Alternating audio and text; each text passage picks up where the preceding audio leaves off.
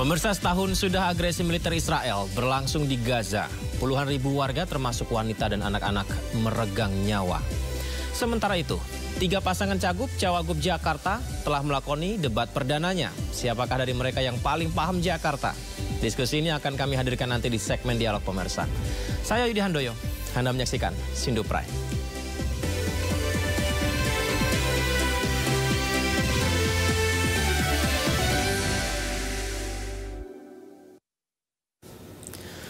Pemirsa, sedikitnya 1.326 hakim di seluruh Indonesia menggelar cuti bersama sebagai bentuk protes terhadap tuntutan perbaikan kesejahteraan yang hingga kini diabaikan pemerintah.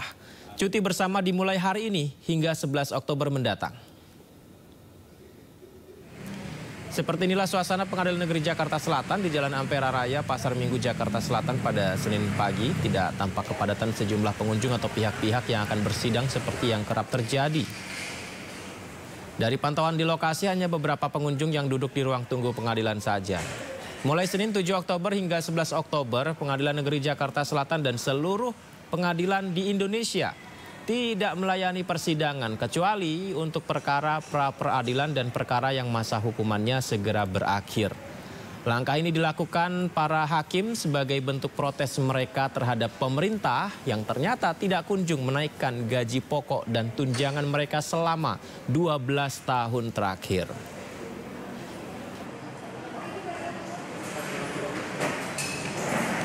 Di tengah aksi ribuan hakim di Indonesia mogok kerja setelah tidak adanya kenaikan gaji hakim selama 12 tahun, Pengadilan Negeri Jakarta Pusat tetap menggelar sidang yang telah dijadwalkan. PN Jakarta Pusat tetap menggelar sidang disebabkan karena banyaknya sidang-sidang khusus, salah satunya seperti kasus tipikor, tindak pidana korupsi, PKPU, dan lain sebagainya. Walaupun sidang tetap berjalan, PN Jakarta Pusat menyatakan dukungan penuh pada seluruh aksi yang dijalankan oleh Solidaritas Hakim Indonesia hari ini hingga 11 Oktober mendatang. Dengan perhitungan tadi ya kan, dengan memperhitungkan kalau penahanannya masih panjang, kalau penanganan perkaranya juga masih panjang, tidak dalam hal PKPU yang berbatas waktu hanya 20 hari ya kita tunda.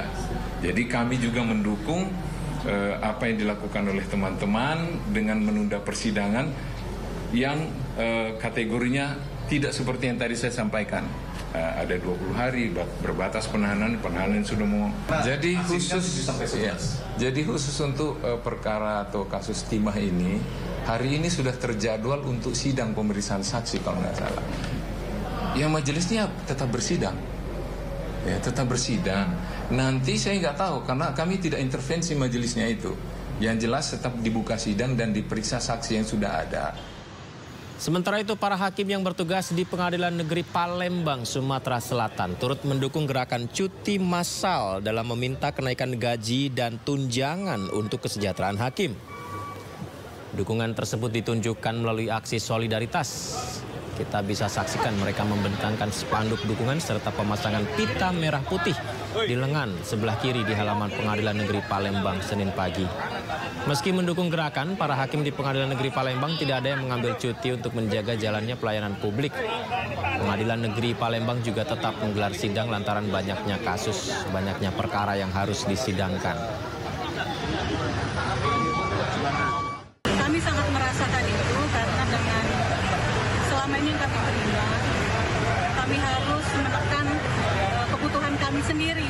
Sementara dengan menekan itu pendidikan anak, kesejahteraan kami, keluarga ya, itu sangat minim ya. Jadi kami sangat mendukung pemerintah memperhatikan untuk kesejahteraan kami. Karena memang sudah wajib lah, sudah 12 tahun gaji tidak naik. Memangnya sehari biasanya menangani perkara berapa banyak, Bu? Untuk kalau saya kebetulan juga hakim tipikor sampai 46. Sementara gedung Pengadilan Negeri Kota Bekasi yang berada di Jalan Pangeran Jayakarta, Medan Satria, Kota Bekasi, Jawa Barat, pada hari ini kita bisa saksikan nampak sepi dari aktivitas persidangan. Ruang-ruang sidang di Pengadilan Negeri Kota Bekasi tertutup rapat dan terkunci, yang sebelumnya selalu ramai, kini malah terlihat lebih sedikit atau sepi. Sejumlah petugas keamanan Pengadilan Negeri Kota Bekasi yang biasanya sibuk menjaga jalannya persidangan, kini hanya terlihat beberapa saja yang berada di area pengadilan. Meski demikian, pelayanan Pengadilan Negeri Kota Bekasi tetap berjalan, bahkan persidangan yang tidak dapat ditunda atau diperpanjang tetap berjalan meski tidak seperti hari-hari biasanya.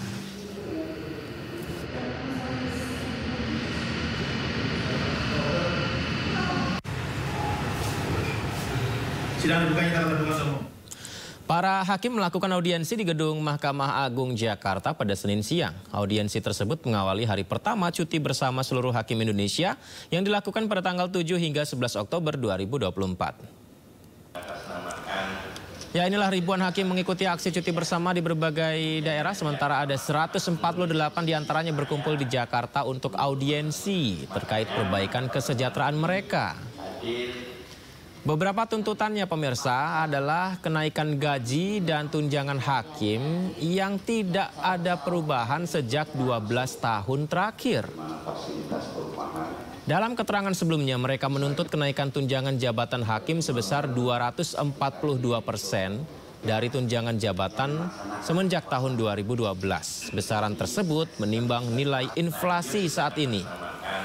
Para hakim juga menolak adanya kesamaan gaji pokok hakim dengan pegawai negeri sipil. Posisi saya untuk menemui, makanya pada pertemuan ini hadir yang Pak bisa ini adik-adik yang jauh. Juru bicara Mahkamah Agung Soeharto menegaskan tidak ada cuti bersama atau mogok massal dari seluruh hakim di Indonesia yang menuntut perbaikan kesejahteraan mereka. Hal tersebut disampaikan saat membuka audiensi Mahkamah Agung dengan solidaritas hakim Indonesia di Gedung MA Jakarta Pusat pada Senin siang. Tidak ada mogok massal, tidak ada cuti bersama. Ini nomenklatur ini dijelaskan dulu. Karena mogok nanti kaitannya dengan tidak berjalan. Ini nggak ada mogok. Bahwa garis dari KMA, cuti boleh diambil bebarengan, bukan cuti bersama ya. Karena cuti bersama itu cuti yang tanggalnya sudah ditentukan oleh pemerintah. Biasanya tanggal-tanggal dekat dengan peringatan keagamaan atau tanggal masuk yang diapit 2 tanggal libur. Itu cuti bersama. Kalau adik-adik hakim ini atau kawan-kawan SHI ini bukan cuti bersama. Mereka menggunakan hak cutinya secara berbarengan karena tanggalnya mereka yang pilih. Ya, jadi bukan cuti bersama, bukan pula. Sementara itu juru bicara Komisi Yudisial Mukti Fajar Nur Dewata menunjukkan empatinya pada kegelisahan hakim. Ia menegaskan akan melakukan salah satu tugas Komisi Yudisial yaitu menjaga kehormatan dan martabat hakim.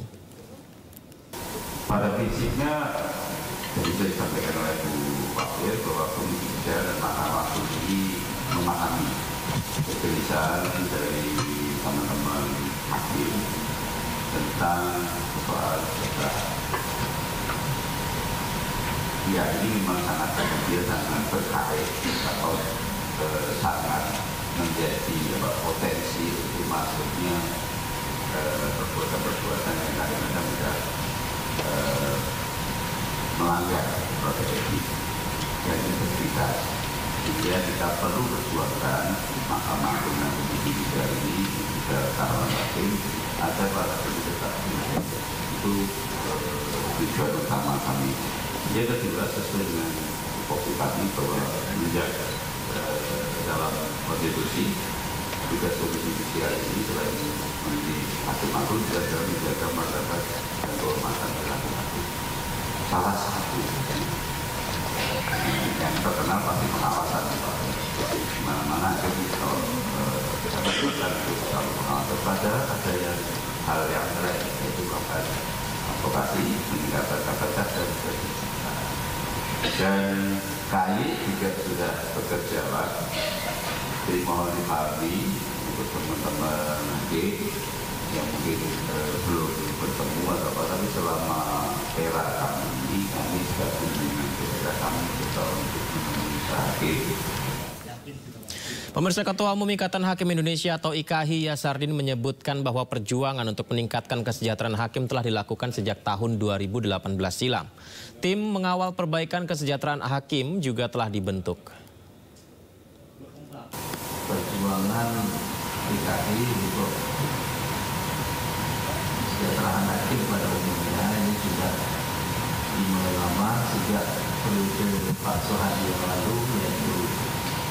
tahun 2018 dan 2019. Tetapi nampaknya itu adalah sebagai kelanjutan dari putusan hak uji material nomor 27 tahun 2018. Dan ini merupakan amanat Munas DKI pada tahun 2022 di Bandung. Pilkada Munas itu diamanatkan kepada kami pengurus 2022-2025 untuk kembali memperjuangkan tentang kesejahteraan hakim. Lalu pada tahun 2023 teman-teman di Humas, Pak Humas ini, Humas Mahkamah Agung, kalau Humas Mahkamah Agung juga Humas DKI. Jadi beliaunya ACDC mempelajari kembali, mengulang kembali yang dulu pernah diusulkan pada 2019 itu, ditambah dengan naskah akademik dengan beberapa pembaharuan. Kemudian draft tersebut diusulkan kepada pimpinan Mahkamah Agung. Pemirsa, hak dan fasilitas hakim yang berada di bawah Mahkamah Agung diatur dalam pengaturan Pemerintah nomor 94 tahun 2012. Sudah 12 tahun berlalu, namun belum ada perubahan gaji maupun tunjangan. Berikut kami hadirkan besaran gaji dan tunjangan para hakim, pemirsa. Ya, besaran hakim, maksud kami besaran gaji hakim berbeda-beda bergantung dari masa kerjanya. Gaji pokok hakim diawali dari gaji PNS golongan 3A dengan masa kerja 0 tahun, yang gaji pokoknya senilai Rp2.064.000 per bulan. Hakim dengan golongan tertinggi yaitu 4E, gajinya Rp4.978.000 per bulan. Selain itu, gaji hakim juga mendapatkan tunjangan bervariasi bergantung dari jabatan dan lokasi. Hakim menerima tunjangan uang kemahalan yang juga bervariasi berdasarkan zona kerja. Tunjangan kemahalan adalah tambahan gaji sebagai antisipasi kenaikan harga kebutuhan sehari-hari.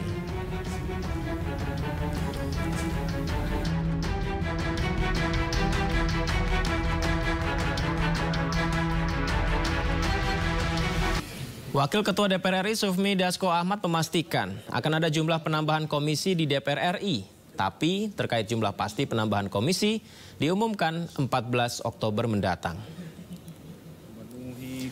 Pemirsa, Dasko menjelaskan bahwa pimpinan fraksi partai politik akan menggelar rapat untuk membahas penambahan jumlah komisi DPR. Sebelumnya ia menaksir jumlah komisi akan menjadi antara 12 atau 13 komisi, dari saat ini berjumlah 11 komisi.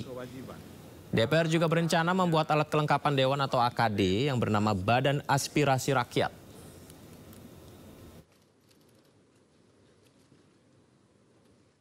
Komisi insya Allah tanggal 14 nanti kita akan umumkan. Itu sekali sama pimpinan dan ininya ya? Iya, jadi tanggal 14 itu kemungkinan kita adakan rapat dengan pimpinan fraksi, dan di situ kemudian kita akan sampaikan pertambahan komisi kalau ada, dan pertambahan AKD. Yang jelas ada pertambahan AKD-nya itu loh, ya, Badan Aspirasi Rakyat. Oh, itu baru ya Bang? Itu, ya. Untuk kemudian pimpinannya udah ditentuin juga nggak Bang? Tiap-tiap kalau itu udah ada formasinya gitu? Harusnya sih kalau kemudian formasi AKD-nya atau komisinya sudah jelas, tentunya pimpinan-pimpinan komisi dan AKD itu sudah dari masing-masing fraksi sudah ada ancer-ancernya. Nah, mudah-mudahan bisa dalam waktu 14 atau 15 itu kita sudah selesaikan. Anggota DPR periode baru kini tak lagi mendapatkan fasilitas rumah dinas. Sebagai penggantinya, anggota DPR akan mendapat uang tunjangan rumah dinas hingga puluhan juta rupiah.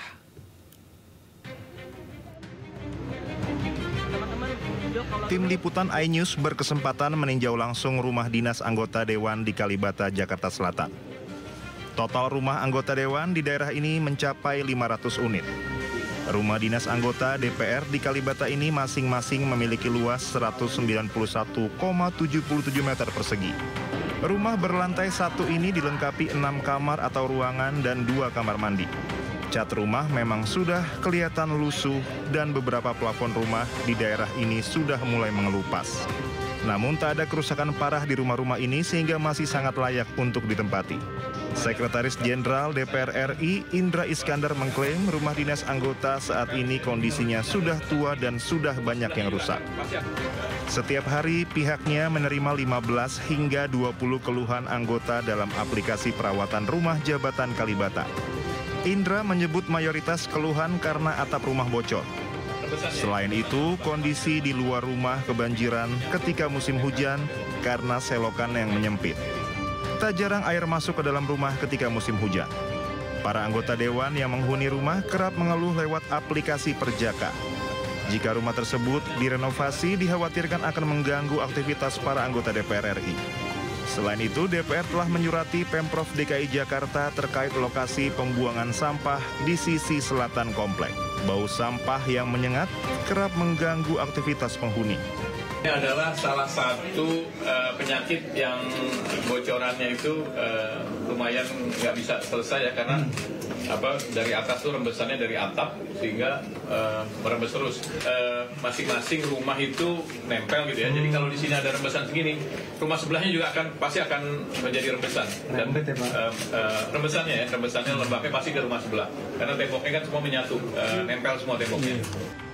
Anggota DPR RI tak lagi mendapatkan rumah dinas termaktub dalam surat nomor B733 RT 0109 2024 yang diterbitkan Sekretariat Jenderal DPR.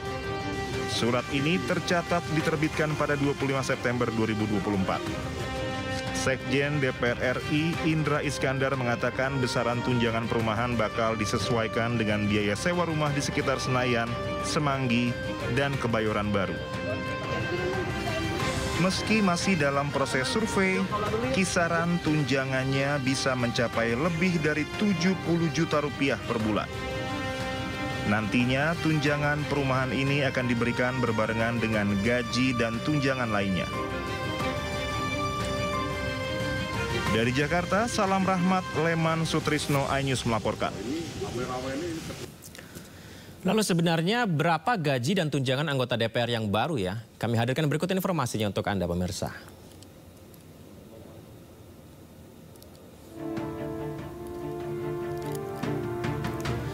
Besaran gaji DPR ditetapkan melalui Peraturan Pemerintah Nomor 75 Tahun 2000 tentang gaji pokok pimpinan lembaga tertinggi, tinggi negara, dan anggota lembaga tinggi negara, serta uang kehormatan anggota lembaga tertinggi negara.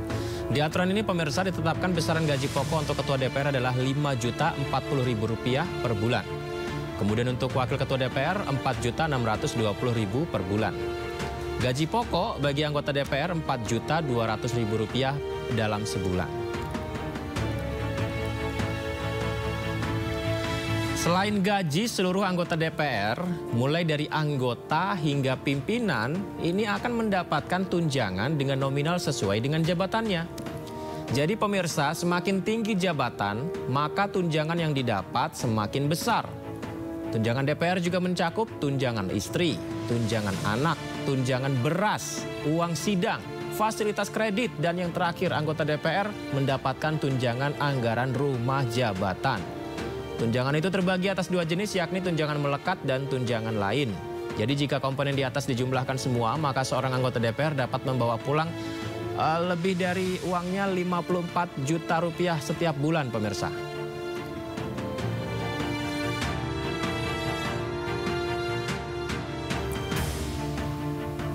Ya, gaji dan tunjangan di atas ini, yang disampaikan ini belum ditambah dengan biaya perjalanan. Ada uang perjalanan juga, jadi ada uang harian daerah tingkat 1 per hari Rp5 juta. Uang harian daerah tingkat 2 per hari Rp4 juta. Uang representasi daerah tingkat 1 per hari Rp4 juta. Uang representasi daerah tingkat 2 per hari Rp3 juta.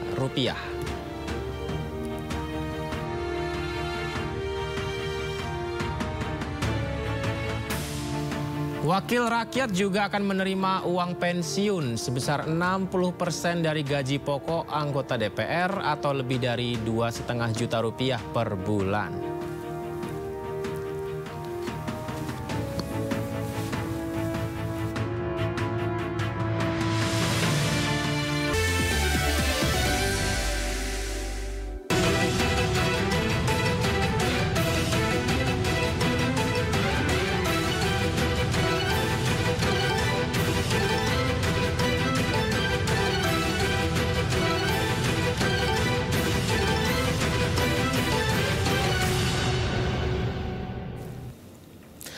Debat perdana Pilkada DKI Jakarta yang digelar di Grand Ballroom G-Expo Kemayoran Jakarta berlangsung ketat pemirsa, di mana 3 pasangan calon saling adu gagasan demi penguatan sumber daya manusia dan transformasi Jakarta menjadi kota global.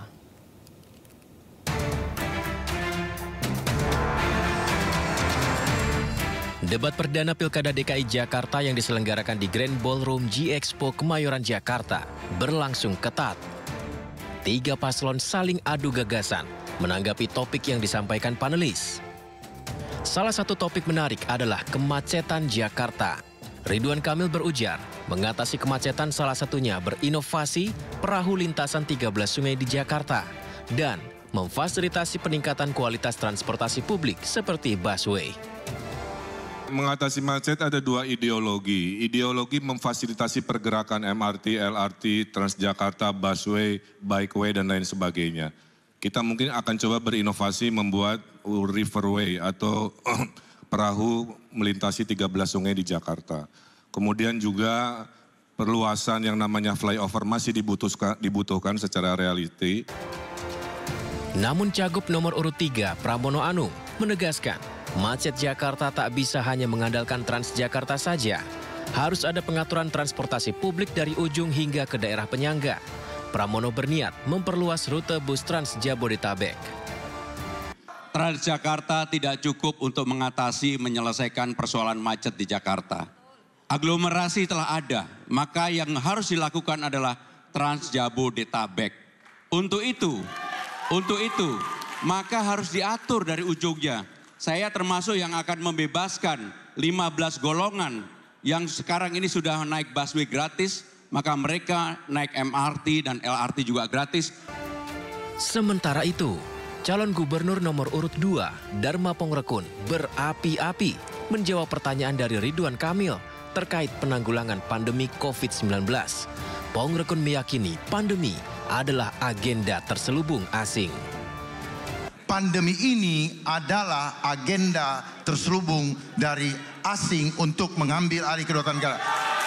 Sehingga terlihat sekali begitu rapuhnya bangsa ini sampai harus mengikuti, istilahnya saja ikut. Kenapa bukan Taufik? Kenapa ngikutin COVID? Bahkan banyak dari antara kita yang tidak paham bahwa PCR yang dipakai selama ini boleh diuji, itu bukan untuk mengetes virus. Debat pertama ini berlangsung kondusif dan ditutup dengan ketiga paslon yang saling bersalaman dengan akrab. Debat kedua akan digelar pada Minggu 27 Oktober 2024 mendatang. Dari Jakarta, tim liputan iNews melaporkan.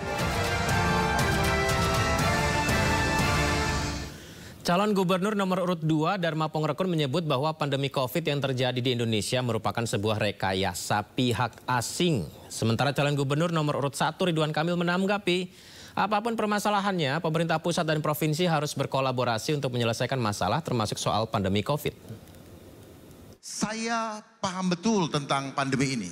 Pandemi ini adalah agenda terselubung dari asing untuk mengambil alih kedaulatan negara.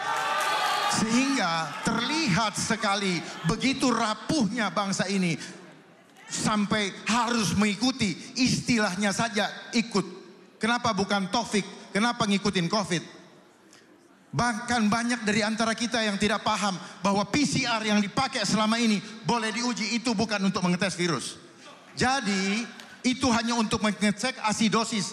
Dan kenapa harus dicolok-colok? Kenapa tidak ambil dari ludah? Kalau memang mau ngetes virus. Oleh sebab itu, seorang pemimpin masyarakat, terutama otonomi daerah DKI, harus memperjuangkan segala sesuatu untuk melindungi warganya. Jangan sampai gara-gara pandemi ekonomi hancur, dibiasakan online, UMKM hancur, dan kemudian rakyat ditakut-takuti. Bagaimana akan menuju ke kota global yang sejati kalau hati rakyatnya disakitin, pikirannya dirusak, dan badannya diracunin? Semua itu hanyalah omong kosong belaka. Mari sama-sama kita sukseskan program Jakarta Aman karena indah adabnya. Waktu habis, terima kasih. Ya, itulah pentingnya koordinasi antara pemerintah pusat dengan pemerintah provinsi atau kota kabupaten.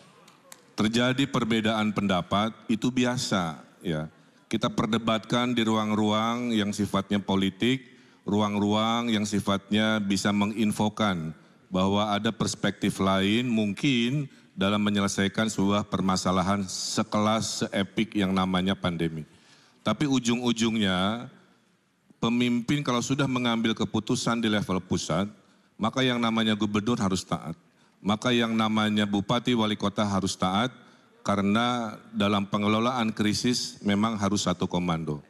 Terjadi perbedaan dalam prosesnya, tapi ketika sudah diputuskan oleh pemimpin level presiden, tentulah serempak di bawah harus mengamankan dan menjalankan dan menyelesaikan permasalahan secara kolaborasi. Terima kasih. Baik, terima kasih. Calon Gubernur nomor urut 1 Ridwan Kamil memberikan solusi jika Gen Z terkena PHK. Ridwan Kamil akan memberikan dana ketahanan sosial dan kopi gratis selama 3 bulan. Sementara itu Pramono menyebut Gen Z tidak perlu kopi gratis, tapi perlu disupport talentanya agar mandiri secara ekonomi. Secara teknis, kalau mereka kena PHK, pasangan Ridho akan bikin program memberikan dana kekuatan sosial selama 3 bulan. Sebelum mereka bisa melamar kerja lagi. Nanti angkanya kita hitung sesuai kebutuhan APBD, ya. Itulah negara hadir kepada adik-adik Gen Z di rumah jika Anda kena PHK. Kedua, setuju work from anywhere. Bedanya insya Allah pasangan Ridho akan memperbanyak coworking yang sewanya gratis buat Gen Z di Jakarta. Termasuk minum kopinya, karena Gen Z ini konsumsi kopinya besar sekali dan mahal. Nanti kita kasih gratis kopinya. Yang berikutnya adalah mari fokus ke kekuatan ekonomi baru, yaitu ekonomi digital, ekonomi kreatif yang akan berbeda dengan ekonomi orang tuanya yang sifatnya 9 to 5. Ya, bisa di mana saja, kapan saja. Itu dari pasangan Ridho. Secara prinsip, bagi Gen Z, mereka harus dilatih untuk berkreasi. Maka kami lebih menawarkan cara-cara untuk mereka berkembang dengan apa yang dimiliki oleh mereka. Karena saya meyakini para Gen Z ini tidak perlu semata-mata diberi gratis kopi. Tetapi juga yang lebih penting adalah bagaimana talenta-talenta mereka disupport oleh negara. Dan negara hadir untuk itu. Saya tidak membayangkan dari hal-hal kecil, ekonomi kreatif di tingkat Gen Z ini luar biasa. Bahkan saya membayangkan kalau para Gen Z ini dilebatkan untuk panggung-panggung di Karang Taruna. Mereka jadi I.O. masing-masing di kelurahannya. Itu akan menjadi sesuatu income atau pendapatan baru bagi para Gen Z dimanapun para Gen Z itu berada. Terima kasih. 3 pasangan Cagup-Cawagup Jakarta telah melakoni debat perdananya. RK Suswono Darmakun dan Pramono Rano saling beradu gagasan tentang bagaimana membangun Jakarta menjadi lebih baik lagi. Nah, lantas siapakah dari mereka yang paling paham Jakarta? Untuk membahasnya lebih dalam, pemirsa sudah bergabung bersama kami melalui sambungan Zoom juru bicara RK Suswono, Angki Yudhistia, Ketua Tim Sukses Darmakun, Siti Fadila Supari, juru bicara Pramono Rano, Aldi Perdana Putra, dan pengamat politik Khairul Umam. Saya sapa narasumber saya malam hari ini. Assalamualaikum, selamat malam semuanya, apa kabar? Malam, Assalamualaikum. Terima kasih sudah bergabung di Dialog Sindo Prime pada malam hari ini. Saya ke Kak Angki terlebih dahulu. Kak Angki, menarik kalau bahas soal Gen Z ya. Pak Ridwan Kamil bilang akan menawarkan coworking gratis dan juga kopi gratis. Nah, ini mungkin lebih teknisnya seperti apa yang dimaksud Pak Ridwan Kamil? Baik, terima kasih. Kalau kita melihat karakter Gen Z itu kan memang karakter yang selalu fleksibel, yang mau bekerja di mana aja. Justru karena fleksibel, kreativitasnya itu selalu ada. Makanya kita selalu berusaha untuk ada coworking space supaya teman-teman Gen Z ini juga bisa berkumpul juga dan saling kreatif, karena Pak Ridwan Kamil dan Pak Suswono itu selalu mendukung ekonomi kreatif, ekonomi pariwisata, dan juga ekonomi digital. Nah, artinya kalau kita bilang kopi gratis gini, kopi gratis ini adalah untuk teman-teman Gen Z ini yang memang selalu perlu kafein, yang selalu lebih semangat dengan kopi, ya kan? Tapi intinya adalah bukan di situ sih, intinya adalah bagaimana kami memberikan wadah kepada Gen Z supaya mereka itu lebih kreatif itu. Baik. Mas Aldi, tapi Pak Pramono bilang Gen Z nggak cuma perlu dikasih kopi aja ya, Mas Aldi ya? Iya, sebenarnya kalau kita lihat dari statementnya Mas Pram ini kan bahwa Gen Z ini tidak butuh gimmick sebenarnya. Dan di sisi lain juga Mas Pram ini kan niatnya meningkatkan ruang hijau itu dari 10% menjadi 30%, yang dimana ruang hijau ini juga bisa menjadi tempat para Gen Z bekerja. Dan ditambah lagi hanya Mas Pram loh yang memfokuskan bahwa akan memberikan ruang work from home dan work from everywhere dengan skala tertentu dan dijamin untuk bagi perusahaan-perusahaan yang berada di DKI Jakarta, termasuk ASN-ASN DKI Jakarta ke depan, DKJ Jakarta ke depannya untuk melakukan WFA dan WFE. Berarti di sini sangat jelas bahwa Mas Pram ini benar-benar tahu apa permasalahan yang ada di Gen Z dan apa permintaan dan yang ada di Gen Z. Jadi benar-benar di sini Mas Pram ini pingin untuk meningkatkan produktivitas Gen Z ini, yang dimana Gen Z ini memang tidak bisa bekerja seperti zaman dulu lagi 9 to 5 kaku dan satu arah. Mereka itu butuh ruang yang lebih terbuka lebar dan butuh fasilitas, yang dimana pemerintah itu hadir bukan memberikan barang gratis tapi mendidik dan juga memfasilitasi sebenarnya. Lebih tujuannya ke arah sana sih. Baik, Bu Siti, bagaimana pasangan Darmakun melihat embel-embel gratis untuk Gen Z ini? Saya dengar juga ada wifi gratis ya Bu Siti ya dari Darmakun tawarannya. Ya, Gen Z itu kan tadi katanya supaya kreatif, bisa berkembang sendiri, bisa ini sendiri, apalagi mereka sedang di PHK begitu ya. Nah, Darmakun itu menawarkan internet 100 Mbps pada tiap kakak, sehingga Gen Z yang kebetulan di PHK, Gen Z yang sedang risau itu dia tidak risau lagi untuk internetnya, karena ya otomatis sudah punya hubungan untuk katanya untuk digital ekonomi kek, untuk apa kek. Nah, saya kira internet yang sangat dibutuhkan oleh Gen Z tersebut. Apalagi mereka misalkan sedang di PHK. Jadi dia tidak perlu pergi kemana-mana atau bisa pergi kemana-mana, tapi dengan sangat mudah mendapatkan wifi yang gratis. Tidak usah keluar uang lagi untuk mencari warnet, tidak usah keluar lagi untuk membeli pulsa. Jadi kita memberikan internet gratis 100 Mbps pada tiap kakak, dan terutama untuk Gen Z yang menengah ke bawah tentunya. Dan ini kita bukan mengambil uang APBD, tapi dengan suatu cara yang sangat sangat luar biasa yang dilakukan oleh Kun Wardana. Kun Wardana sangat ahli di dalam hal seperti ini. Jadi dia bekerja sama dengan APJI, yaitu Asosiasi Pengusaha Jasa Internet Indonesia. Dan dengan kerjasama tersebut, mereka bisa mendapatkan gratisnya internet pada 100 Mbps per kakak. Jadi kalau mereka yang membutuhkan lebih 100 Mbps, ya tinggal menambah sendiri. Oke, baik. Wah, sebenarnya ini kalau digabungkan programnya ini ya, Gen Z dapat kopi gratis, coworking gratis, pelatihan gratis, kemudian wifi gratis. Wah, ini keren banget untuk Jakarta nih. Baik, soal Gen Z-nya kita beralih dulu ke soal kemacetan. Kak Angki, yang disampaikan oleh Ridwan Kamil ini adalah soal memaksimalkan bagaimana transportasi publik, MRT, LRT, busway dan sebagainya, serta juga ada melintasi 13 sungai perahu. Nah, itu gimana maksudnya Kak Angki? Oh iya, jadi Pak RK sama Pak Suswono ini artinya kita masalah transportasi tetap terintegrasi. Artinya Jakarta ini kan sebagai kawasan aglomerasi, dan kami pun juga ingin memperpanjang haltenya dari area-area kawasannya itu. Nah, artinya ini juga supaya juga untuk kita banyak orang-orang dengan kita yang aktivitasnya bekerja dari rumah ke tempat kerja itu nggak perlu melintas jauh. Nah, untuk untuk tambahan yang kawasan sungai ini kan juga bukan hanya ruang hijau aja, tapi ruang biru yang dimana kita memaksimalkan dari antara sungai satu ke sungai yang lain. Tapi pada prinsipnya sih intinya adalah bagaimana kita ini juga memperpanjangkan akses kita terhadap daerah-daerah aglomerasi itu, karena Jakarta ini kan kita dekat dengan daerah-daerah itu, karena seperti itu.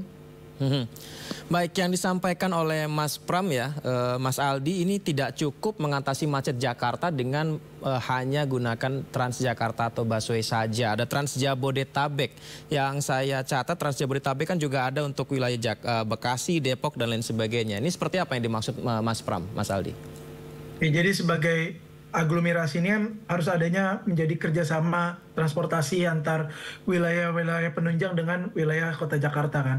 Yang dimana seperti yang disampaikan Mas Pram, kita tahu bahwa Kota Jakarta ini ketika malam hari itu tersisa 9 juta, tapi ketika produktivitasnya itu mencapai 14 juta. Berarti yang dimana sebenarnya masyarakat di sekitar Jakarta ini masuk ke dalam Jakarta memenuhi Kota Jakarta. Nah solusinya adalah kita mungkin menambah dari jumlah transportasinya, menambah terminal, menambah transportasinya dalam bentuk apapun itu, dan juga terintegrasi dari setiap daerah agar orang-orang yang masuk ke Jakarta ini tidak menggunakan mobil pribadi. Kenapa? Karena mobil dan kendaraan pribadi, mobil motor, itu memang menjadi salah satu sumber kemacetan yang dimana menjadi penumpukan di bottleneck jalanan-jalanan Jakarta. Sehingga ketika kita menambah fasilitas dan memperbanyak dan mempermudah untuk transportasi dari dan keluar Jakarta, itu otomatis membantu masyarakat yang tinggal sekitar Jakarta maupun di Jakarta ini agar naik di kendaraan umum, sehingga volume kendaraan itu akan sangat berkurang.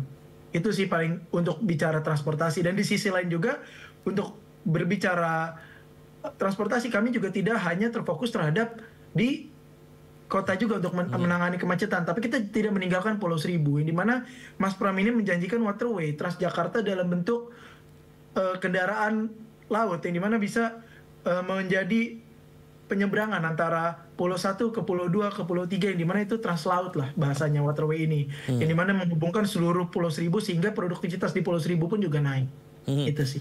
Baik, Bu Siti, yang menarik dari Pongrekun menyampaikan bahwa solusi macet yang disampaikan kedua cagup DKI baik dari Ridwan Kamil ataupun Pramono benar, tapi harus ada prioritas dan juga membangun adab dan peningkatan pelayanan. Maksudnya gimana, Bu Siti?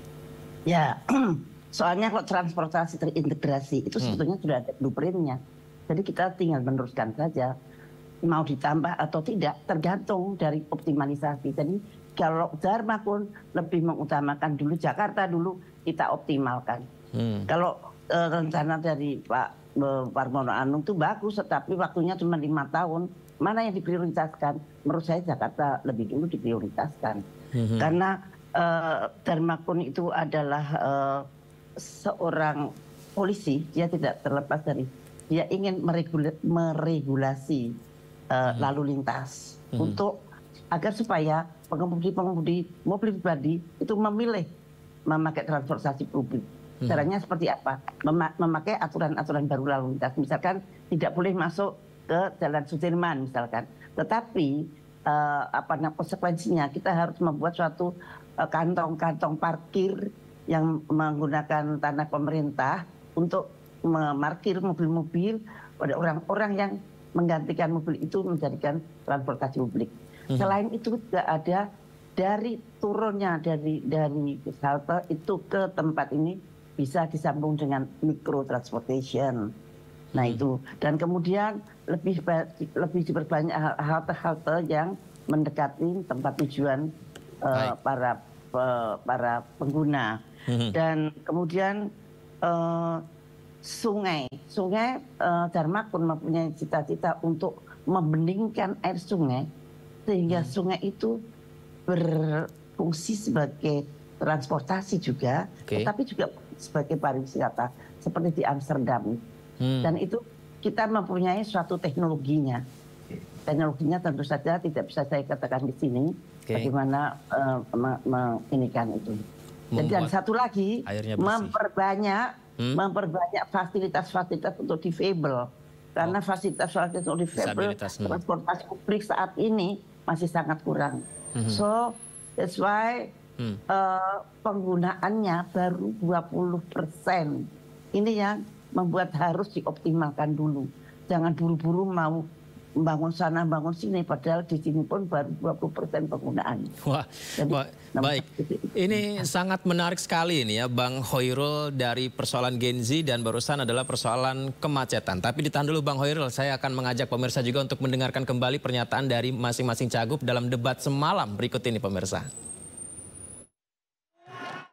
Umum dan mobilitas merupakan kelemahan terbesar Jakarta untuk menjadi kota global. Pertanyaan, bagaimana program strategis dalam 5 tahun kepemimpinan Anda untuk mengatasi kemacetan di Jakarta?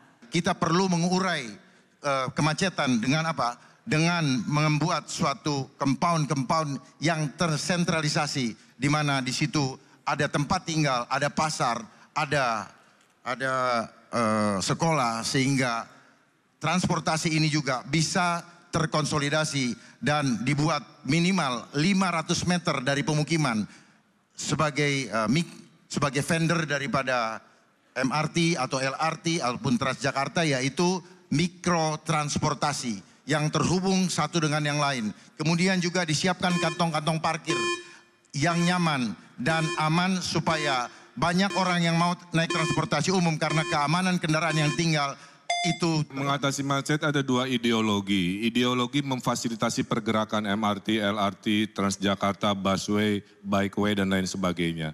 Kita mungkin akan coba berinovasi membuat riverway atau perahu melintasi 13 sungai di Jakarta. Kemudian juga perluasan yang namanya flyover masih dibutuhkan secara reality. Ya. Nah, ideologi kedua yang pasangan Ridho akan kembangkan selama 5 tahun adalah mengurangi pergerakan, membangun pusat-pusat pertumbuhan, CBD di Ancol, di PIK, di Meruya, di Kelapa Gading, di TB Simatupang, sehingga orang selatan tinggalnya di selatan, tidak usah ke pusat, kerja di selatan, nge-mall di selatan. Orang di barat, tinggal di barat, kerja di barat, nge-mallnya di barat, tidak harus semua ke pusat. Kemudian kita pergilirkan yang namanya work from home. Transjakarta tidak cukup untuk menyelesaikan persoalan macet di Jakarta. Aglomerasi telah ada, maka yang harus dilakukan adalah Transjabodetabek. Untuk itu, maka harus diatur dari ujungnya. Saya termasuk yang akan membebaskan 15 golongan yang sekarang ini sudah naik busway gratis, maka mereka naik MRT dan LRT juga gratis. Baik itu dari Bekasi, dari Tangerang Selatan, dari Bogor, dan dari manapun apabila fasilitas itu ada. Kenapa itu dilakukan? Supaya orang berkurang banyak masuk ke Jakarta bawa kendaraan pribadi. Jadi maka dengan demikian yang paling penting untuk mengatasi kemacetan di Jakarta adalah Transjabodetabek. Bahkan kalau perlu sampai dengan Puncak dan Cianjur. Kita lanjutkan dialog kita. Bang Khairul Umam, sebenarnya menurut saya dalam debat semalam sangat menarik ya, sangat masuk bahasan-bahasan masalah utama di Jakarta seperti tadi persoalan Gen Z dan juga kemacetan salah satunya. Tapi ternyata tidak sedikit yang memberikan penilaian debat semalam itu terlalu kalem. Nah, menurut Anda gimana Bang Khairul? Ya tentu ukurannya dulu, kalem itu pada tahap seperti apa. Kalau misal kita merujuk pada pilkada di 2017 yang lalu, tentu spektrumnya sangat berbeda. Karena pada momentum itu menggunakan narasi-narasi yang cukup sensitif terkait dengan eksploitasi politik identitas. Maka di dalam konteks ini tentu pilkada di 2024 ini dalam konteks tertentu harus kita syukuri bahwa tidak ada lagi gap-gap polarisasi yang juga menggunakan narasi-narasi yang sensitif, memecah belah dan lain sebagainya. Tetapi kalau misal kemudian orientasinya adalah public policy, kemudian apa yang ditawarkan, saya pikir itu lebih progresif. Dan debat semalam mencoba untuk menghadirkan sejumlah alternatif kebijakan, meskipun dinamikanya juga lumayan dinamis. Ada sejumlah kritik balik, ada sejumlah sanggahan, dan itu menunjukkan bahwa alternatif kebijakan itu layak untuk diperdebatkan. Dan itu yang sebenarnya menjadi substansi yang lebih penting daripada hanya memperdebatkan hal-hal yang sifatnya memecah belah bangsa, menciptakan polarisasi, dan itu sangat tidak produktif. Kalau mau melihat bagaimana tensi yang meninggi adalah ketika Pramono mengkritik kinerja dari Ridwan Kamil di Jawa Barat dan Bandung. Kemudian juga bagaimana Ridwan Kamil yang bertanya soal pandemi kepada Pongrekun. Nah, kalau Bang Khairul melihatnya, apakah ini adalah memang tensi yang sengaja dibangun untuk melihat, mengetes, menguji masing-masing paslon? Iya, masing-masing kandidat tentu harus mencari titik beda. Nah, konfrontasi itu adalah sebuah representasi dari upaya untuk menunjukkan titik beda, sekaligus juga mengeksploitasi kelemahan lawan. Dan itu tentu sangat sah dalam ruang demokrasi. Sehingga kemudian apa yang dilakukan adalah mencoba untuk mencari, menggali sisi-sisi lemah yang sekiranya bisa dieksploitasi sebagai amunisi politik untuk melemahkan kekuatan lawan. Tetapi begini, dalam konteks kebijakan kita sebaiknya memang betul-betul fokus dalam konteks yang lebih tangible. Karena kalau misal saya coba cerna beberapa tawaran, dalam konteks tertentu varian-varian kebijakan itu cukup memadai, tetapi lebih banyak bermain pada ranah gimmick. Karena bisa misalnya ya bicara tentang konteks Gen Z ya, dengan memberikan co-working space dan sebagainya, kemudian kopi gratis. Dalam konteks tertentu oke, itu barangkali menjadi bagian dari komunikasi politik seorang Ridwan Kamil yang mencoba untuk lebih dekat dengan anak muda. Tetapi bukan di situ esensinya. Karena gap yang terjadi di Jakarta, terjadi kesenjangan dalam konteks serapan rendah terhadap anak-anak muda di lapangan kerja, esensinya bukan di situ, tetapi terjadinya kesenjangan keterampilan atau skill gap yang memadai. Adanya ketidaksesuaian antara pendidikan dengan kebutuhan kerja yang ada, minimnya pengalaman kerja, tingginya persaingan tenaga kerja, sampai tingginya ekspektasi kerja, ekspektasi gaji dan lain sebagainya. Nah itu semua yang harus dilakukan orkestrasi. Seorang pemimpin harusnya lebih paham, lebih detail, menghadirkan alternatif-alternatif solusi yang lebih real, apa yang kemudian harus disampaikan. Nah ini yang kemudian kita berharap di fase selanjutnya nanti tidak lagi banyak kemudian mengeksploitasi materi-materi yang sifatnya debat-debat dengan menggunakan narasi gimmick dengan apapun ya.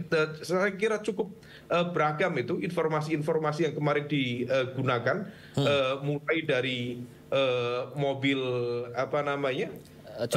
mobil curhat dan lain sebagainya ya. Pak Pramono sendiri juga punya semacam program yang serupa. Oleh karena itu substansi kebijakan yang memang relate langsung dengan daily life, kehidupan sehari-hari masyarakat, terutama segmen masyarakat menengah bawah yang memang mereka betul-betul sangat sensitif dan memerlukan sentuhan dari kebijakan publik, dari government atau dari pemerintah yang akan datang.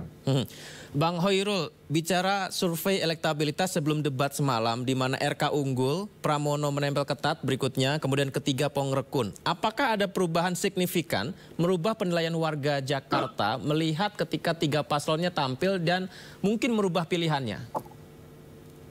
Ya, per tadi malam rasa-rasanya proses dinamika dari dialog itu cukup menarik. Meskipun demikian tidak ada satu kekuatan yang cukup mendominasi. Artinya masing-masing juga mampu mempertahankan argumen, ide, mencoba untuk menyerang dan lain sebagainya. Oleh karena itu rasa-rasanya belum ada satu pergerakan signifikan dalam konteks elektoral. Di sisi yang lain, seringkali visi, misi itu seringkali tidak menjadi sebuah faktor yang dominan yang kemudian akan menentukan preferensi politik masyarakat pada hari H pencoblosan. Nah, lebih banyak ditentukan misalnya oleh jaringan partai, jaringan non-partai, bahkan pada level tertentu terkait dengan serangan fajar, money politics. Nah, ini yang kemudian harus diantisipasi oleh semua pihak. Meskipun semua pihak harus mengantisipasi juga bahwa belajar dari pengalaman Pak Jokowi di Pilkada DKI Jakarta 2012 yang lalu, di mana waktu itu hampir semua lembaga survei memprediksi Pak Fauzi Bowo akan menang satu putaran. Tetapi kemudian dengan cara pendekatan yang sangat baik, dengan statement-statement penjelasan yang betul-betul down to earth, ternyata Pak Jokowi waktu itu mampu melakukan perlawanan. Sehingga kemudian ditarik pada pertarungan kedua dan akhirnya ternyata menang. Artinya hal itu memberikan pelajaran bahwa narasi, visi, misi, argumen dan kemampuan untuk menyampaikan argumen-argumen yang kemudian relate dengan masyarakat di akar rumput ternyata juga meaningful dan juga impactful secara elektoral. Nah, oleh karena itu dua sisi ini harus dimanfaatkan secara optimal sehingga kemudian potensi kemenangan bisa tercipta di pilkada yang akan datang. Baik. Kang Ki, ada yang mengkritik juga di media sosial, pasangan calon Ridwan Kamil Suswono ini cenderung memberikan statement yang tanda kutip gimmick daripada substantif. Menjawabnya seperti apa Kang Ki dari pasangan Ridwan Kamil Suswono? Oke. Kalau kita lihat jam terbang kita nggak bisa bohong. Pak Ridwan Kamil, Pak Suswono, itu jam terbangnya sudah banyak sekali dan panjang sekali. Jadi bisa dilihat, serangan dari manapun jawabannya tetap sangat elok dan sangat santai. Terbukti bahwa setelah dari debat kemarin kami tetap di nomor 1. dengan bentuk aspirasi positifnya, dengan bentuk hal apapun kami tetap nomor 1. Jadi seserang apapun kami tetap berusaha untuk berpolitik dengan riang gembira sesuai dengan arahan. Jadi Pak Ridwan Kamil dan Pak Suswono ini selalu berusaha untuk membuat Jakarta itu lebih inklusif. Jakarta global lebih inklusif dari gimmick apapun. Tapi kami tetap meyakinkan bahwa seperti kami selalu merangkul disabilitas dengan kartu disabilitas, KJP, Kartu Jakarta Pintar diteruskan, KJS, Kartu Jakarta Sehat diteruskan, KJMU, Kartu Jakarta Mahasiswa Unggul diteruskan, Kartu Lansia plus ditambah Kartu Pelayanan Rumah Ibadah dan juga untuk Kartu Yatim. Artinya apapun yang kami diserang dengan gimmick apapun, kami tetap berada di nomor 1 dan kami jaga di atas 50%. Terima kasih. Baik, Kak Angki, bagaimana detailnya tawaran dari pasangan calon Ridwan Kamil Suswono semalam dalam debat untuk membawa kota global Jakarta dan mewujudkannya 5 tahun ke depan, Kak Angki? Untuk mewujudkannya dalam 5 tahun tentu. Jadi ini bukan tentang paslon saja, tapi bagaimana tentang ekosistemnya. Kami percaya bahwa tim yang sekarang, tim sukses ini adalah kerja keras kami. Bagaimana kami, visi misinya ada 63 halaman. Artinya pagi, siang, sore, malam kita selalu mikirin Jakarta. Apa masalah Jakarta? Kami selalu mendengarkan aspirasi masyarakat. Dan itu memberikan kami inspirasi dan tentunya memberikan kami inovasi untuk kebijakan-kebijakan yang pro terhadap warga Jakarta. Dan kita juga akan merangkul Gen Z, merangkul disabilitas, merangkul perempuan yang hebat di bidangnya sehingga bisa mewujudkan Jakarta kota global dengan partisipasi aktif warganya. Karena paslon tidak bisa bekerja sendirian, kami perlu untuk saling bersinergi dan berkolaborasi. Baik, menarik. Mas Aldi, kalau jawaban dari Mas Pramono Rano soal Jakarta menuju kota global, ini adalah ada yang disampaikan rencana Jakarta masuk jadi kota global dunia, indeks kota global masuk 50 besar kota global 2029. Ini konkretnya seperti apa, Mas Aldi? Yang pastinya untuk menjadi Jakarta kota global yang harus dibangun adalah kekuatan SDM-nya, itu udah paling utama. Nah, terlihat juga Mas Pram ini benar-benar berangkat dari permasalahan dari akar rumput. Terlihat dari bagaimana cara pembangunan SDM kan. Di situ yang pertama pendidikan dulu. Pendidikan itu sangat peduli Mas Pram untuk meningkatkan pendidikan 12 tahun gratis sampai ke kualitas yang bagus, yaitu sekolah-sekolah swasta, ya kan? Berarti di sini adalah keadilan, setiap orang berhak mendapatkan pendidikan yang sama, rata. Terus yang kedua, untuk meningkatkan produktivitas agar menjadi Jakarta menjadi kota global itu adalah setelah pendidikan, pelatihan secara gratis ini untuk bisa mempersiapkan para masyarakat Jakarta untuk bisa siap di dunia kerja. Pelatihan bersertifikasi 3 bulan sekali di setiap kecamatan. Setelah itu hadir juga pemerintah menyiapkan job fair 3 bulan sekali ke setiap kecamatan untuk bisa memfasilitasi untuk masyarakat Jakarta ini mencari kerja yang dimana agar bisa tetap bertahan dan hidup di kota Jakarta yang kita tahu biayanya ini mahal. Itu kan. Nah, terus setelah itu untuk meningkatkan produktivitas juga adalah menyiapkan daycare di setiap rumah-rumah. Ini tujuannya apa? Ini meningkatkan ekonomi. Pertama, ketika misalnya satu keluarga hanya seorang ayah yang bekerja, mungkin masih agak berat untuk biaya hidup. Tapi ketika ayah dan ibunya bekerja, tentunya ini bisa meningkatkan produktivitas dan kualitas hidup. Yang dimana anaknya dipercayakan di daycare yang disediakan oleh pemerintah, yang dijamin juga keselamatannya, keamanannya, dan juga kenyamanannya. Yang dimana ini bisa mendukung khususnya kaum perempuan untuk bisa meningkatkan produktivitasnya. Setelah itu, masyarakat Jakarta meningkat produktivitasnya dan siap untuk menjadi kota global. Apa saja? Ada 4 yang diharapkan, yang menjadi target Mas Pram. Yang pertama adalah kota global yang siap untuk menjadi kota aktivasi bisnis, yaitu pusat perekonomian. Setelah itu SDM-nya harus unggul. Habis itu dukungan politiknya juga harus baik terhadap regulasi kota DKJ ke depannya, dan yang terakhir adalah keterbukaan informasi. Nah, otomatis setiap program-program Mas Pram ini sebenarnya benar-benar menjawab dari akar rumput permasalahan dan sangat rasional dan juga terintegrasi inline dari satu program ke program lainnya. Jadi bukan program mercusuar yang langsung ditangkap di atasnya, tapi ini program berjalan dari bawah sehingga sesuai dengan visi dan misi Jakarta menjadi kota global itu sangat masuk di akal. Baik. Baik, menyambung yang disampaikan Kak Angki serta Mas Aldi. Nanti kita juga akan tanyakan kepada Ibu Siti. Kita lihat seperti apa kembali pernyataan para cagup soal Jakarta Kota Global. Berikut cuplikannya pemirsa. Kita tahu bersama, Jakarta sekarang menempati nomor 74 dari 156 kota global. Jakarta hanya unggul 2 poin dari Manila dan 4 poin dari Bangkok. Saudara-saudara sekalian, apa yang akan kami lakukan untuk itu? Kita tahu bersama, sebagai kota global, yang pertama yang paling penting adalah aktivitas bisnis atau perekonomian. Yang kedua, sumber daya manusia. Yang ketiga, dukungan politik. Yang keempat adalah keterbukaan informasi. Dan yang tidak kalah penting adalah kesiapan kita untuk menjadi kota global. Bapak Ibu warga Jakarta, kenyataannya tidaklah mungkin urusan Jakarta dibereskan sentralisasi dari balai kota. Konsep Ridho adalah DKI, desentralisasi, kolaborasi, dan inovasi. Kelurahan itu adalah ujung ASN. Di bawah kelurahan ada RW. Itulah kenapa kita akan demokratisasi warga-warga Jakarta yang pintar untuk mendesain sendiri versi globalnya mereka dengan cara apa? Diberi anggaran 200 juta per tahun per RW, total 1 miliar selama 5 tahun, insentif RT RW, Dasawisma, PKK, Posyandu semua juga dinaikkan. Kombinasi ini bayangkan ada rapat di 2.700 RW dibimbing oleh Pak Lurah untuk mendesain masa depannya sendiri.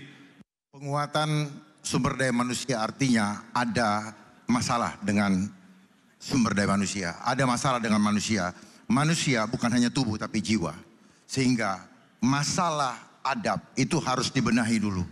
Sehingga kemauan untuk bekerja itu menjadi tinggi. Menjadi tanggung jawab dari keluarga. Dan persoalan yang harus kita identifikasi adalah apa? Kita harus tahu ada masalah apa yang terpenting. Ada masalah persaingan di dalam pekerjaan. Baik, kita lanjutkan dialog kita di Sindo Prime. Bu Siti Fadilah, di saat dua paslon lain memaparkan bagaimana Jakarta indeks kota global, targetnya 5 tahun ke depan, apakah 50 besar kota global pada 2009 dan lain sebagainya. Yang saya highlight dan menarik dari pasangan Pongrekun dan Kunwardana adalah pondasi awalnya adalah adab terlebih dahulu. Nah, ini seperti apa selengkapnya, Bu Siti? Oke. Ya, sebelum saya merangkai dengan adab itu, saya ingin mengatakan bahwa paslon-paslon dari partai politik selalu berorientasi pada gimmick-gimmick yang berupa proyek-proyek. Proyek ini untuk rakyat, ini proyek itu untuk rakyat, proyek ini untuk rakyat, gitu. Nah, kalau paslon independen is identik dengan rakyat. Kami hanya menyediakan kendaraan politik untuk rakyat. Jadi di sini rakyat menjadi subjek. Kalau pada paslon-paslon partai politik, rakyat menjadi objek. Objek maunya mereka, objek yang mereka rencanakan. Ini bedanya pertama kali antara paslon partai politik dan paslon independen. Nah, kemudian mengapa Dharmakun ingin Jakartaku aman karena beradab? Ya. Nah, untuk menjadikan manusia beradab, maka masyarakat harus tidak boleh lapar dan dompetnya harus isi. Selama mereka kelaparan, selama mereka dompetnya kosong, maka pikirannya akan kalau dia akan menjadi tidak beradab dan itu akan mengganggu situasi sosial. Nah, bagaimana caranya supaya perutnya isi dan dompetnya juga isi? Nah, itu Dharmakun merencanakan membuat satu memberikan pekerjaan seperti padat karya. Padat karya itu adalah suatu pekerjaan yang orang tidak perlu mempunyai ijazah, orang tidak perlu mempunyai skillful, tapi betul-betul mereka dikaryakan, misalkan untuk memperbaiki lingkungannya yang kumuh supaya jadi bersih, kemudian sampah sekian kilo ditukar dengan beras sekian kilogram. Nah itu adalah betul-betul tidak ada masyarakat satupun yang tidak mempunyai pekerjaan.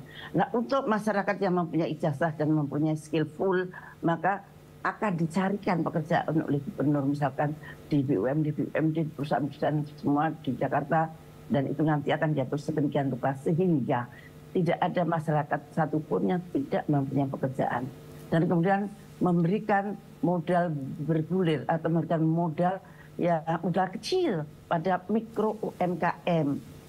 Jadi mereka tidak perlu agunan dan tidak ada bunga, agar mereka bisa mengembangkan entrepreneurship mereka masing-masing dengan jualan sederhana dan memandirikan mereka. Dan kalau dari bawah mereka menjadi mandiri, maka ini tentu saja akan otomatis mengangkat menengah ke atas pun juga akan terangkat. Jadi kalau kita ingin mengangkat masyarakat yang di atas, harus dari bawah. Nggak bisa di atas kaya-kaya terus, bawah miskin-miskin terus. Itu akan menyebabkan budaya masyarakat kita akan terasa oleh global bahwa itu tidak sehat. Dan ini merupakan suatu nilai yang sangat penting untuk menentukan indeks global city. Jadi indeks global city itu sangat-sangat dipengaruhi oleh keadaan masyarakat sesungguhnya. Contohnya Roma. Roma itu kan tidak ada bangunan-bangunan yang spektakuler. Jalannya tetap kecil-kecil. Dan kemudian tinggalan-tinggalan sejarah masih utuh semua. Rakyatnya sangat ramah, rakyatnya sangat sadar dengan pendatang-pendatang. Dia berapa itu indeksnya? 40-an. Kita di 74. Padahal bangunannya jauh lebih megah kita daripada di Roma barangkali. Nah, keadaan masyarakat itu harus diperbaiki dari bawah, yaitu jangan sampai mereka perutnya lapar dan kantongnya tidak. Menarik sekali Bu Siti. Sepertinya dialog kita juga nggak kalah serunya dengan debat semalam ya. Baik, Bung Khairul, sebagai rakyat yang menyaksikan tentu boleh kita memberikan penilaian terhadap masing-masing paslon dalam debat Pilkada Jakarta semalam. Nah, tolong berikan pendapat Anda menilai kelebihan dan kekurangan masing-masing paslon yang sudah tampil semalam nih, Bung Khairul. Kelebihan dari Pak Ridwan Kamil tentu memiliki referensi yang cukup memadai dengan pengalaman yang juga cukup panjang ya, terkait dengan upaya menghadirkan tata kelola pemerintahan lokal yang baik atau local good governance. Meskipun di dalam konteks menyampaikan argumen-argumen dan juga programnya relatif masih juga menggunakan narasi-narasi gimmick yang sebenarnya rasa-rasanya untuk masyarakat kelas terdidik atau masyarakat kelas menengah atas relatif tidak begitu efektif. Tetapi barangkali masih dinilai efektif untuk menjangkau masyarakat di level menengah bawah atau secara pendidikan juga literasi politiknya barangkali juga belum memadai. Tetapi kemudian ada satu hal yang juga perlu diantisipasi bahwa argumen atau program-program yang sifatnya menggunakan politik anggaran, misalnya ide untuk memberikan 200 juta kepada RW, argumennya sebenarnya cukup mirip dengan konteks demokratisasi lokal ya. Jadi narasi atau ide-ide dari kekuatan mazhab neoliberal adalah percaya pada kekuatan deepening democracy. Nah, tetapi kemudian dalam mazhab berbeda, kritikan yang kemudian dialamatkan pada cara pandang itu adalah bahwa demokratisasi di tingkat lokal, bahwa pada level yang lebih mikro sendiri tidak serta-merta kemudian bisa menciptakan inovasi kebijakan, bisa menciptakan akuntabilitas dan juga hal-hal yang juga cukup bisa menopang local good governance tadi. Buktinya misalnya desentralisasi berakibat pada decentralized corruption, dan hal itu terjadi. Dana desa itu idenya juga sama, diberikan supaya kemudian desa bisa bangkit. Tetapi yang ada ratusan triliun per tahun itu tidak dibekali dengan bagaimana kemudian pola pengelolaannya, inovasi kebijakan yang dihasilkan setiap tahunnya seperti apa. Yang ada di musim pemilu kemarin bisa dengan mudah dijadikan sebagai alat bargaining position untuk menjadi alat kekuasaan, menentukan ini bagian dari kekuatan politik yang mana. Nah, oleh karena itu, kalau misal kemudian menggunakan politik anggaran, ada baiknya juga dijelaskan 200 juta per RW atau 1 miliar selama 5 tahun. Alokasinya seperti apa, bagaimana cara mengorkestrasinya. Karena Jakarta Utara, Jakarta Timur, Jakarta Selatan, dan Barat masing-masing punya potensi yang berbeda. Industrinya barangkali juga berbeda. Serapannya seperti apa, itu yang harus diorkestrasikan. Kalau misal kemudian hanya menggunakan narasi anggaran, hati-hati, itu bisa menjadi semacam politik transaksional yang menggunakan argumen alokasi anggaran. Kemudian Pak Darmakun, saya pikir beberapa argumen yang diajukan cukup genuine, meskipun beliau sendiri belum memiliki track record dalam konteks pemerintahan lokal, tetapi bagaimanapun juga dia mencoba untuk menghadirkan sisi beda dari paslon yang lain, sehingga kemudian argumen dilakukan juga cukup menarik ya, meskipun juga ada beberapa catatan yang tentu bisa dikritisi. Adapun kemudian Pak Pramono, saya pikir Pak Pramono memiliki pemahaman yang cukup komprehensif terkait dengan konteks dunia pemerintahan. Beliau lebih banyak memang di level state level government, bukan di local level government. Maka kemudian memang ada semacam burden sepertinya, sehingga kemudian beliau seolah kemudian membutuhkan contekan atau tulisan untuk mengingatkan kembali apa yang kemudian sebenarnya menjadi prioritas dalam konteks pembangunan di level Jakarta. Tetapi kritikan beliau, respon kritis beliau, saya pikir cukup diapresiasi. Dan dalam konteks ini, meskipun tadi observasi sebagian kalangan dianggap kurang begitu greget, ya, tetapi dalam konteks perdebatan, gagasan, narasi, argumen kebijakan publik, saya pikir tetap harus diapresiasi. Bang Khairul, kalau sinetron Sidul Anak Sekolahan yang ditawarkan Pramono dan juga Rano Karno sering disampaikan, itu gimmick juga, kelemahan atau kelebihan, Bang Khairul? Dalam konteks tertentu juga ada sisi gimmick yang dimainkan. Tapi memang begini, ada penggunaan-penggunaan saya cermati dari paslon Pramono Anung dan juga Rano Karno, misalnya program maknya gitu ya, makan enak, tidur nyenyak, disingkat maknya. Dalam konteks tertentu itu adalah bagian dari sebuah komunikasi politik untuk kemudian membawa narasi argumen kebijakan lebih down to earth. Tetapi sekali lagi bahwa kemudian apa sih yang dibutuhkan publik dan apa yang ditawarkan itu harus match. Kalau misal kemudian yang dibawa itu sifatnya gimmick, dan gimmick itu sifatnya sesuatu yang sekedar menghibur atau sesuatu yang sifatnya hanya lip service, saya pikir itu menjadi pertanyaan besar dan hanya akan menyisakan memori-memori diksi saja bagi masyarakat. Nah, oleh karena itu, belajar dari pilkada-pilkada sebelumnya, gunakan argumen yang memang betul-betul menyentuh kehidupan masyarakat kita. Bukan hanya sekedar melanjutkan. Kalau soal kartu itu, ya itu nggak usah ada ide baru pun juga sudah otomatis akan dilanjutkan. Karena alokasinya sudah ada, peruntukannya sudah ada, maka tidak ada kebaruan di situ. Tetapi ketika kemudian calon pemimpin baru mampu mengevaluasi apa sisi lemah, apa sisi kuat dari pelaksanaan kebijakan sebelumnya, dan alternatif kebijakan apa yang kemudian ditawarkan, itulah sisi kebaruan, novelty atau state of the arts dari public policy. Nah, ini yang kemudian kita berharap. Gimmick nggak apa-apa, memang ini bagian dari ruang demokrasi, dan tidak semua masyarakat juga tidak suka dengan gimmick. Masih banyak juga yang suka dengan gimmick. Tetapi sekali lagi, engagement antara narasi dengan apa yang dibutuhkan publik, terutama kalangan menengah bawah, terutama lagi masyarakat pinggiran Jakarta, masyarakat yang terkategori miskin atau hampir miskin, itulah mereka yang harus disentuh oleh kebijakan publik ke depan. Baik, sebenarnya banyak sekali yang ingin saya tanyakan ke Kak Angki, Bu Siti, dan Mas Aldi, terutama juga Mas Khairul, tapi sayang waktu kita terbatas. Terima kasih banyak. Saya tidak sabar untuk menunggu debat berikutnya untuk 3 paslon Pilkada DKI Jakarta ini. Sehat selalu, sukses selalu. Narasumber saya, selamat malam. Assalamualaikum. Waalaikumsalam. Selamat malam.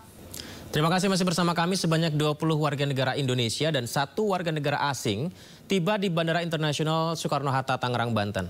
Mereka dievakuasi dari Libanon, pemirsa, pasca serangan Israel yang terjadi sejak akhir September lalu.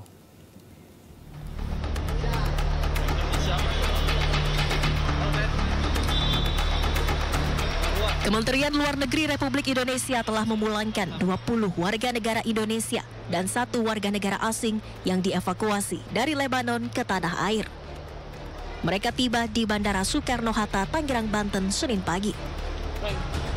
Kepulangan 20 WNI dan 1 WNA ini termasuk dalam gelombang kelima proses evakuasi yang dilakukan Kemenlu.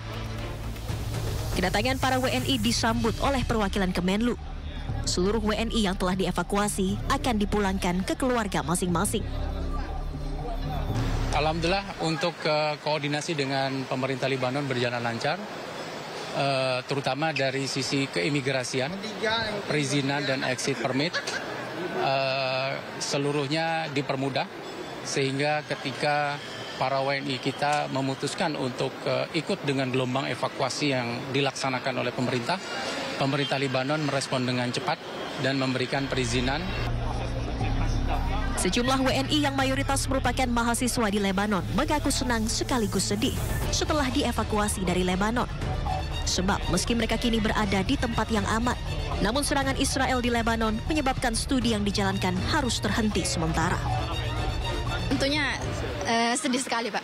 Sebab kita datang ke Lebanon kan dengan tujuan studi, belajar gitu. Dengan masa 5 tahun atau 4 tahun tergantung. Tapi pada akhirnya kita harus pulang sebelum jangka waktunya gitu, sebelum kita lulus. Saya di sana masih sekitar 2 tahun. 2 tahun ya, masih semester 3. Mulanya itu hanya bom sonik aja. Awalnya itu, tapi mulai udah hari demi hari kita dengar dan akhirnya sekarang mulai pengeboman itu. Awalnya cuma ngebom gedung-gedungnya aja, tapi sekarang udah jalan-jalan itu dibom karena untuk mengepung targetnya kan. Jadinya jalan-jalan itu dibom, jadi kita sulit untuk bepergian. Eskalasi serangan Israel ke Lebanon membuat puluhan WNI di Lebanon kini telah dievakuasi ke tanah air. Puluhan WNI dievakuasi menggunakan penerbangan komersil. Dari Jakarta, Irfan Hardiansyah, Syurali Santoso, iNews melaporkan. Proses evakuasi warga negara Indonesia dari Lebanon tidak sesederhana yang dibayangkan. Dari kota Beirut, para WNI dievakuasi menggunakan jalur darat ke Suriah, lalu ke Amman, Yordania. Dan dari kota Amman barulah para WNI ini bisa diterbangkan ke Indonesia, pemirsa.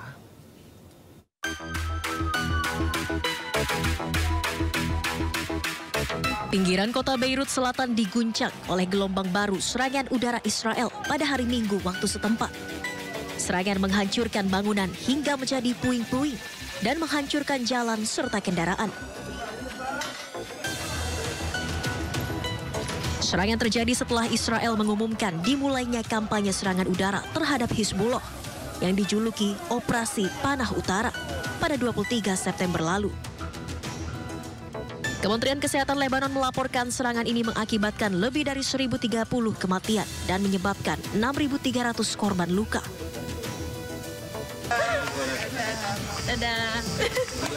Karena ketegangan di Lebanon yang semakin meningkat, Kemenlu mengevakuasi 155 WNI yang tinggal di Lebanon secara bertahap. Sebanyak 21 WNI dibawa dari kota Beirut menuju Suriah lalu ke Amman, Yordania, menaiki bus. Dari Amman, mereka kemudian diterbangkan ke Jakarta. Penerbangan hanya bisa dilakukan melalui Bandara Amman. Hingga saat ini 46 WNI yang tinggal di Lebanon telah berhasil dievakuasi. Sebelumnya Presiden Joko Widodo memerintahkan Kementerian Luar Negeri untuk mengevakuasi WNI di Lebanon menyusul situasi di sana yang semakin memanas. Presiden juga berharap ada dialog perundingan antar negara demi perdamaian. Kalau semua negara melakukan pendekatan lunak, melalui dialog, melalui bertemu, melalui komunikasi yang baik, saya kira peristiwa di Palestina, di Gaza, di Lebanon bisa kita hindari. Saya kira memang